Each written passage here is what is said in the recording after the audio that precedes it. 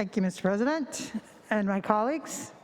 I'm here today to ask for your support to save lives, the lives of our sons and daughters and our nieces and nephews and parents and our spouses, right here by codifying a mask mandate. First, I want to tell you why I was absent one day last week. Many of you know that my husband John had a pretty severe stroke a year and a half ago. On Monday last week, I heard a loud crash and went dashing into the living room, and he was laying on the floor seizing. And there was blood everywhere. I've never seen a seizure before. That was pretty scary for me.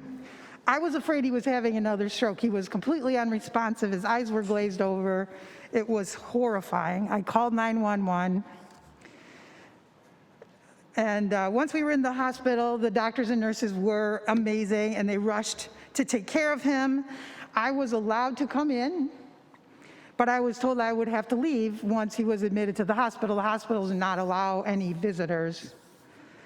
And I was scared of that. He doesn't speak very well, and at that time, he couldn't speak at all.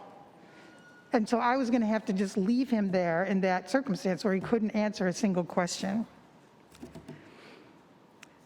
Thousands, hundreds of thousands of people have had this experience lately.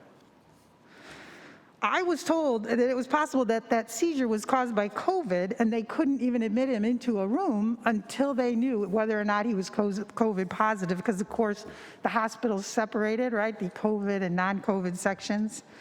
Luckily, he was COVID negative, but in the end, it didn't matter because there were no rooms available. He was admitted into the hospital in an ER observation room. And if ever you have been in one of those, that means no food service, no care of any kind. There's no bathroom, it's a terrible place to stay for over 30 hours. Just waiting for tests to be conducted and to be able to leave the room. He, ended up okay. He didn't have a stroke. He had a terrible seizure. It has impacted his speech. He had stitches in his head, causing all the blood everywhere, but thousands in this state are not so lucky. In Oakland County alone, there are 655 people, 655 sons and daughters, neighbors and friends, spouses, in hospitals with COVID.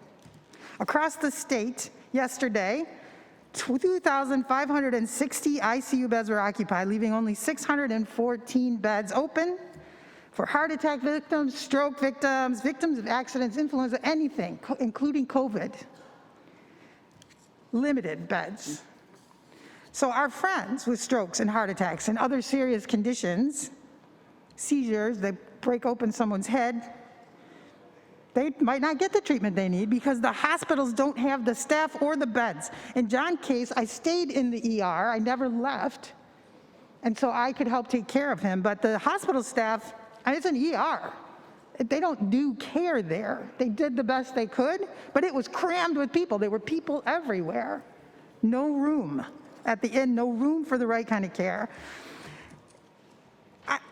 We can do something about this. We have learned enough. There is enough data to show us how we can manage this virus and get the numbers down so that we don't have this kind of crowding going on in our hospitals. It's about masks. We know this, the data show this, we know that masks save lives, and yet this legislature continues to not do anything. We continue to ignore public health best practices, accepting the devastation to families as lives are lost. Luckily for Michigan residents here, our governor and our Department of Health and Human Services are taking their responsibility serious and taking action to help stamp out COVID with public health epidemic orders, capacity limitations, and mask mandates. Most people are following them. The numbers are starting to come down.